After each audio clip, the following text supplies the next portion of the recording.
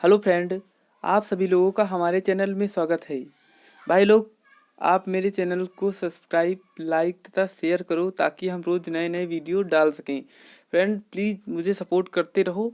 चलो देखते हैं, पहला क्वेश्चन दिया गया है, एंगस्ट्रॉन क्या मापता है। तो हम जानते हैं जो एंगस्ट्रॉन होता है वो तरंगदैर्घ्य को मापता है, तो ऑप्शन ए राइट हो जाएगा। ए ऑप्शन राइट हो जाएगा। तो एंगस्ट्रॉन तरंगदैर्घ्य को नापता है। आगे चलते हैं, दिया गया है दूसरा क्वेश्चन चुंबकीय क्षेत्र का मात्रक है। तो हम जानते हैं जो चुंबकीय क्षेत्र होता है उसका मात्रक गॉस होता है, उसका मात्रक गॉस हो जाएगा। ठीक, अब एक बात ओरल क्वेश्चन इसमें समझ लीजिए, जो चुंबकीय क्षेत्र होता है उसको हम क्या कहते हैं, चुंबकीय क्षेत्र का मात्रक गॉस होता है। ठीक, चुंबकीय क्षेत्र को हम चुंबकीय फ्लक्स घनत्व भी कहते हैं, चुंबकीय फ्लक्स घनत्व भी कहते हैं। चुंबकीय क्षेत्र को हम चुंबकीय फ्लक्स घनत्व भी कहते हैं। चुंबकीय फ्लक्स जो होता है ना, अदिश राशि होती है, अदिश राशि होती है। चुंबकीय फ्लक्स अदिश राशि होती है, फर्स्ट ऑफ ऑल। आगे चलते हैं, देखते हैं अगला क्वेश्चन। थर्ड नंबर क्वेश्चन दिया गया है, किलोवाट घंटा मात्रक है। तो हम जानते हैं जो किलोवाट घंटा होता है ऊर्जा का मात्रक होता है। ऊर्जा राइट हो गया ऑप्शन। अब इसमें देख लीजिए, किलोवाट घंटा कुछ मोस्ट इंपॉर्टेंट क्वेश्चन बनते हैं, क्या दो क्वेश्चन इसमें हैं, देखते हैं। 1 किलोवाट घंटा में कितने जूल होते हैं। तो हम जानते हैं 3.6 इंटू 10 की पावर 6 जूल होते हैं। पहला क्वेश्चन बन गया। इसी में एक और बनता है, उसको देख लीजिए।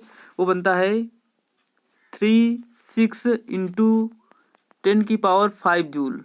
दो क्वेश्चन पूछे जा सकते हैं, सेम टू सेम। आगे चलते हैं, थर्ड क्वेश्चन देखते हैं।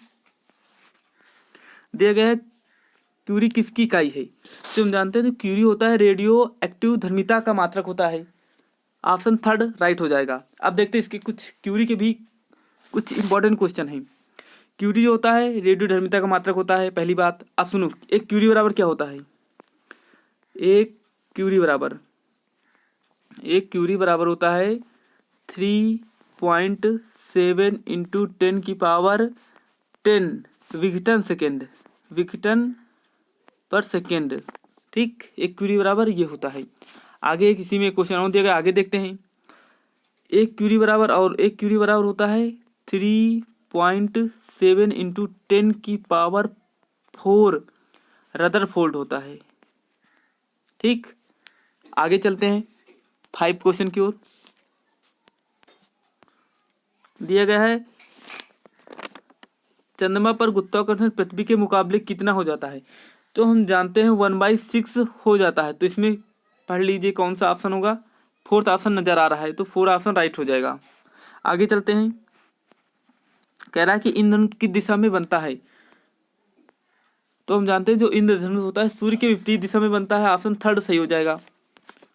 देख लीजिए, ये देखिए ऑप्शन थर्ड सही हो गया। आगे चलते हैं, कहा जा रहा है मनुष्य के नेत्र के रेटिना पर प्रतिबिंब बनता है। तो हम जानते हैं जो मनुष्य होता है उसके कैसा प्रतिबिंब दिखाई देता है। जानते हैं कि वास्तविक और उल्टा बनता है, रियल एंड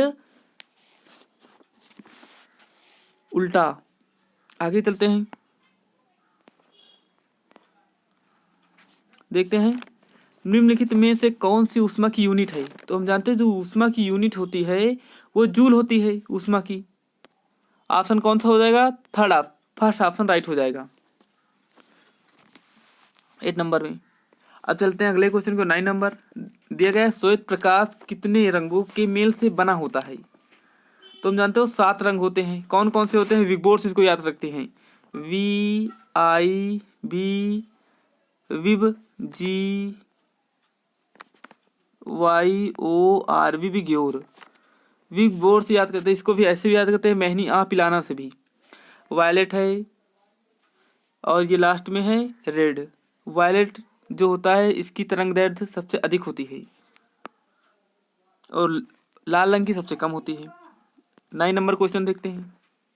दिया गया है निम्नलिखित में से 9 नंबर क्वेश्चन, निम्नलिखित में से भौतिक राशियों में किसकी विमाएं समान नहीं है। तुम जानते हो जो कार्य होता है ऊर्जा होती है इसका मात्रक क्या होता है, जूल होता है। जूल की विमा होती है ml/s T-2 पहला हो गया। ठीक, अब दूसरा देखते हैं आवेग तथा संवेग। आवेग तथा संवेग, आवेग का मात्रक होता है न्यूटन सेकेंड, इसकी भी और संवेग, संवेग जो होता है इसका भी मात्रक, दोनों का मात्रक सेम होता है, इसकी बीमा भी सेम हो जाएगी। इसका क्या होगा ML-T-1 बीमा हो जाएगी। संवेग की बीमा ही होती है, दोनों राइट हो जाएंगे। लेकिन बल तथा दाब, बल की देखते हैं ML-T-2 बल की होती है, और दाब P होता है, P=F/A होता है, F/A। तो न्यूटन प्रति मीटर स्क्वायर का मात्रक हो जाएगा। तो इसका इतना मात्रक हो जाएगा, तो बीमा स्वाभाविक की इक्वल नहीं होगी। तो इसका कौन सा ऑप्शन सही हो जाएगा? राइट ऑप्शन होगा थर्ड ऑप्शन। क्वेश्चन नंबर 11 की ओर चलते हैं, देखते हैं 11 नंबर दिया गया है वायु में ध्वनि की तरंग होती है। तो हम जानते हैं वायु में ध्वनि की तरंग अनुदैर्ध्य होती है, अनुदैर्ध्य होती है। आगे चलते हैं, जो मनुष्य हम लोग अपने मुंह से बोलते हैं ना, वो अनुदैर्ध्य होती है। आगे चलते हैं, दिया गया है लेंस की क्षमता का मात्रक। तो हम जानते हैं लेंस की क्षमता का मात्रक डायोप्टर होता है। लेकिन एसआई मात्रक क्या होता है? अब एसआई मात्रक की बात कर ली जाए, एसआई मात्रक तो हम जानते हैं कि सेंटीमीटर होता है। आगे चलते हैं, आवृत्ति किसका मात्रक होता है? तो हम जानते हैं आवृत्ति हर्ट्ज का मात्रक होता है। आवृत्ति क्या होती है? N=1/T आवृत्ति होती है, N=1/T, N=1/T आवृत्ति होती है। आगे चलते हैं, देखा घड़ी के स्प्रिंग में भंडारित ऊर्जा होती है। घड़ी के स्प्रिंग में भंडारित ऊर्जा स्थिति ऊर्जा के रूप में होती है। आगे चलते हैं 15 क्वेश्चन को, जो मैक्सवेल किसकी इकाई है? मैक्सवेल, तो हम जानते हो जो मैक्सवेल होता है चुंबकीय फ्लक्स का होता है। मैक्सवेल चुंबकीय फ्लक्स की इकाई होती है।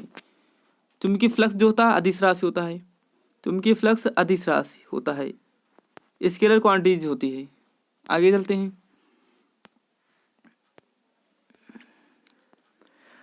अब दिया गया है ऊर्जा क्षमता और गतिज ऊर्जा किसके प्रकार हैं? तो हम जानते हैं ये जो होती है ना, यांत्रिक ऊर्जा के प्रकार होते हैं, यांत्रिक ऊर्जा के प्रकार होते हैं।